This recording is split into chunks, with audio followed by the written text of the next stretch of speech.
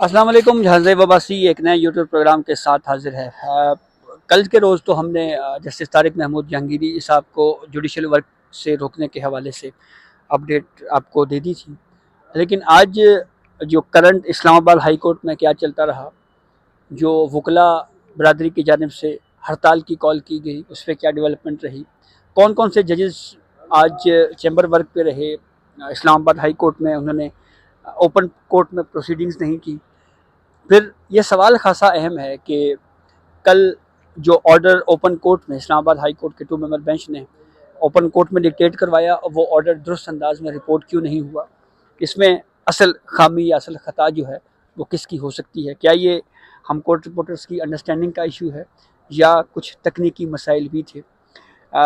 इसके अलावा भी एक मामला कल चेयरमैन पीटीए को ओहदे से हटाने के खिलाफ जो इंट्रा कोर्ट अपील फाइल हुई है, उसके ऊपर भी तफसील से बात करेंगे।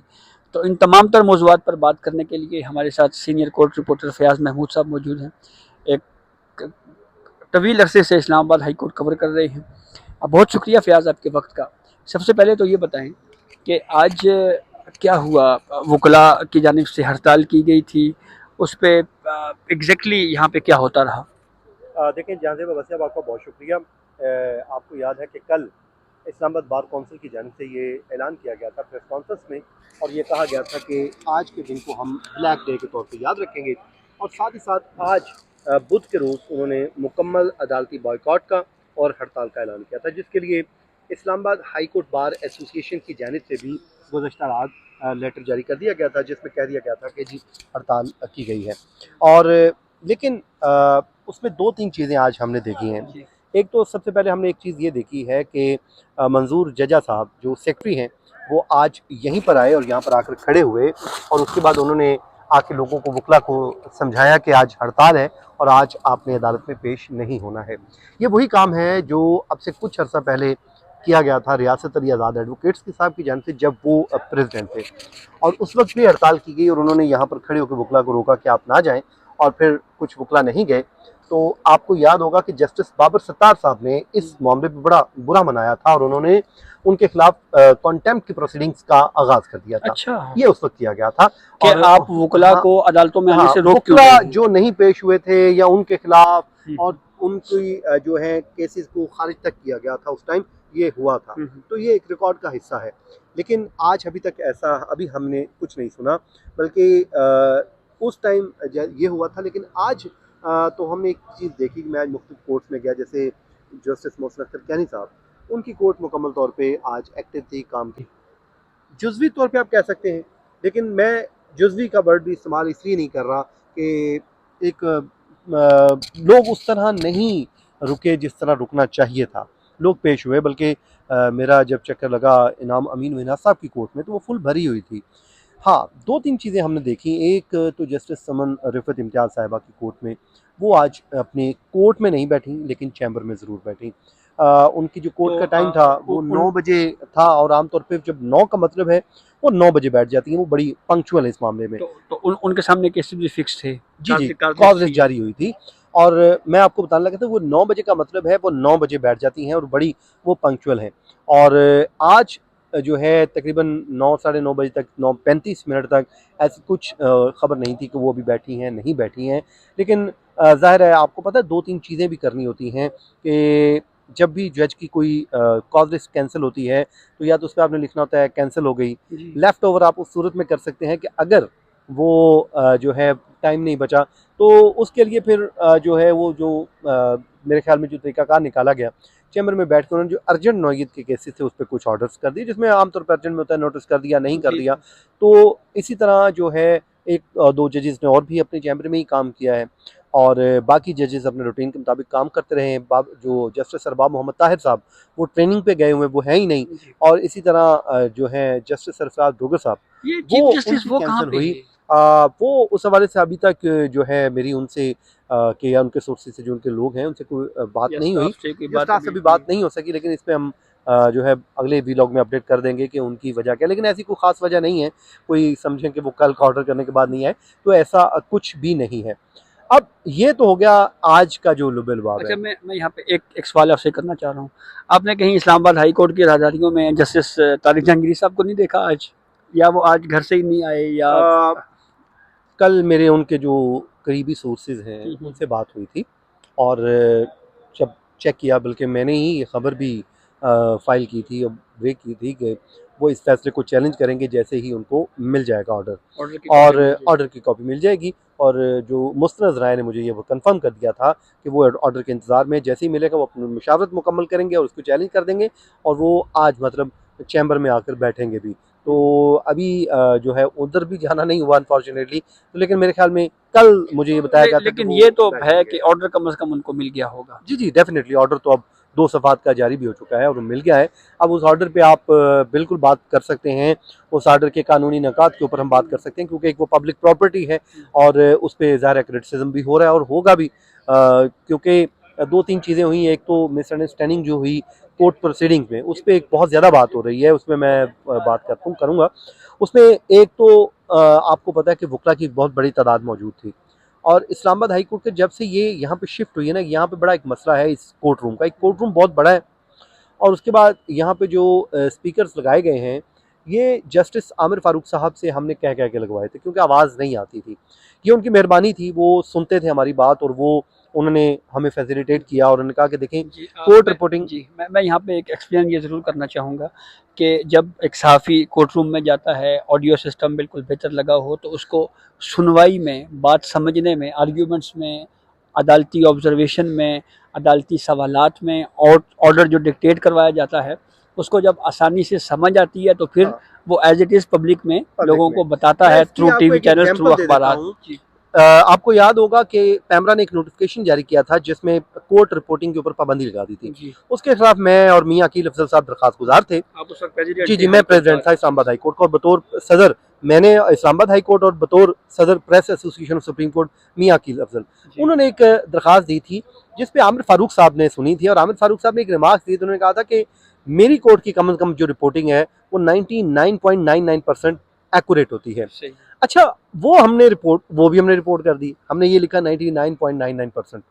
अगले दिन जब वो हेयरिंग दोबारा हुई, तो आमिर फारूक साहब ने इस चीज़ को बड़ा सराहा। उन्होंने कहा देखिए मेरी कोर्ट की रिपोर्टिंग इतनी एक्यूरेट होती है कि मैं कहीं आज देख रहा था कि मैंने जो एक लफ्ज़ बोला 99.99% वो भी रिपोर्ट हुआ है। तो मतलब यहाँ मुझे तो कोई मसला नहीं है। अब यहाँ पर क्या मसला है, अनफॉर्चुनेटली यहाँ जो कोर्ट रूम नंबर 1 के स्पीकर हैं वो उस तरह काम नहीं कर रहे जो पहले करते थे। उससे हमें अंडरस्टैंडिंग भी आसानी होती थी, गलती का भी वो कहते हैं कि कम से कम चांस हो जाता था। लेकिन अब कल क्या हो रहा था, कल आप भी मौजूद थे कोर्ट रूम जी, में, हम देख रहे थे, स्पीकर थे नहीं, हमें भी रोस्टरम के पास जाकर खड़े होना पड़ा, और वो एक्टिव ही नहीं थे। और वो एक्टिव भी नहीं थे उस तरह। अगर थे भी तो हम तक उनकी आवाज़ नहीं आ रही थी, और आपको पता है चीफ साहब और हमारे दरमियान एक अच्छा खासा डिस्टेंस है, जैसे मसला वो भी पीछे है। बैठे हों, जी, और वो आवाज़ जो हमें आ रही थी बड़ी मामूली सी आवाज़ आ रही थी, वो हम एक दूसरे से समझ समझ के लिख रहे थे। जी, अब दो चीज़ें हुई हैं। एक तो उन्होंने जो विद हेल्ड वाला वर्ड यूज़ किया था वो मैंने भी सुना था, शायद आपने भी सुना, और कुछ दोस्तों ने, एक दो दोस्तों ने आके हमें कहा भी कि यार लगता है कि जुडिशल वर्क से रोक दिया है। अच्छा, बाकी दोस्तों ने कहा कि नहीं ऐसा नहीं हुआ, बल्कि ये सुप्रीम कोर्ट में, वो सुप्रीम जुडिशल काउंसिल की कार्रवाई तक यहाँ पर कार्रवाई रोक दी है। रोकी है। ये अब फिर उसके बाद जब हमने स्टाफ से भी पूछा तो उन्होंने भी यही कहा कि हमें भी उस तरह क्लैरिटी नहीं, समझ नहीं आई। और लेकिन फिर जो है प्रोसिक्यूटर जो थे उनसे भी मेरी बात हुई, उन्होंने भी कहा कि उन्होंने भी ये सुना था, और मैंने तो कह दिया था कि रोक दिया है। लेकिन आप लोगों ने मेरी बात सुनी ही नहीं, और हमने अपने दोस्तों की बात भी नहीं सुनी जो हमें उस टाइम कह रहे थे, क्योंकि ये खबर बहुत बड़ी थी, इसको हम ऐसे ही नहीं दे सकते थे। जब तक इसको उसकी हाँ, वेरीफाई ना हो जाए, जब वेरीफाई, तक। और जब वेरीफाई हुई है तो हमने धड़ल्ले से दी है, अपने सोर्सेज से कंफर्म की है। हालांकि फिर हमने तहरीरी ऑर्डर का भी इंतजार नहीं किया, लेकिन सोर्सेज ने जब कंफर्म कर दी हमने दे दी। तो ये एक मिस्टेक है, हम चाहे वो स्पीकर पे आप डाल दें, चाहे हमारी अंडरस्टैंडिंग पे डाल दें, ये कोर्ट रूम में बात तो हुई है, लेकिन वो किस तरह हुई, वो अब जैसे जुडिशल काउंसिल को वो कमीशन का वर्ड जी बोला, जी जी, वो तो फिर ये वो ये चीज़ें तो बोला थी जो आपने कहा, लेकिन असल तो वही है, जब ऑर्डर साइन हो गए जी। तो जो ऑर्डर है वही ऑर्डर है।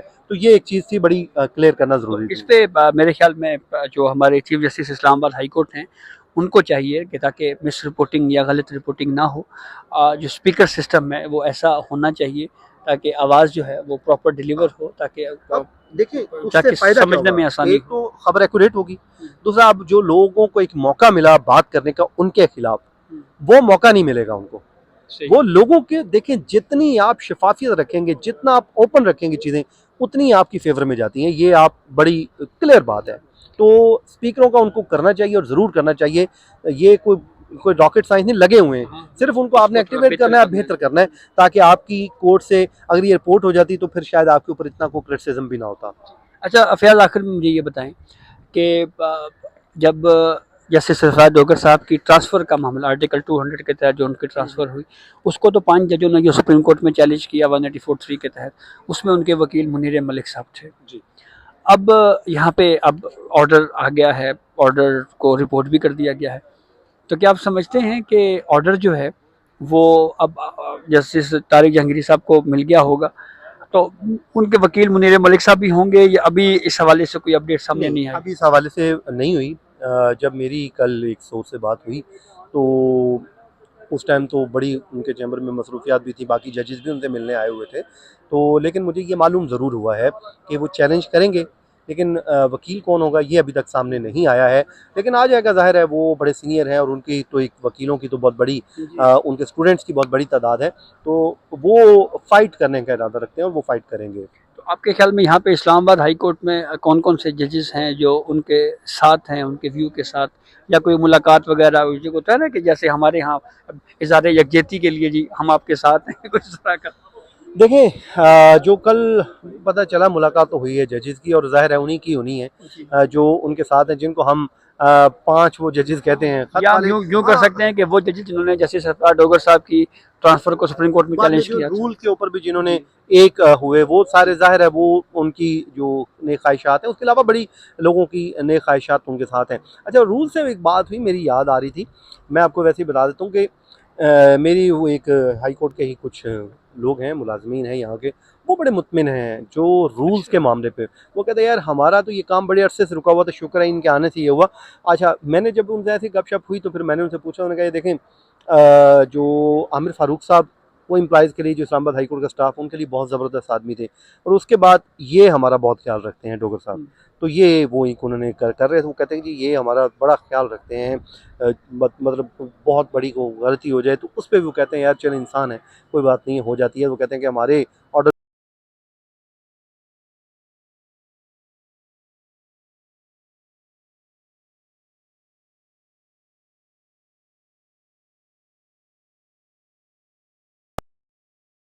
सुप्रीम जुडिशल काउंसिल में मामला पेंडिंग था, और यहाँ पे जो है वो प्रोसीडिंग जुडिशल वर्क से जस्टिस तारिक महमूद जहांगीरी साहब को रोका गया। इस फैसले के ऊपर तनकीद तो खासी हुई है। अब जैसे कि यही कहा जा रहा है जी कि ऑर्डर जो है वो जस्टिस तारिक महमूद जहांगीरी साहब को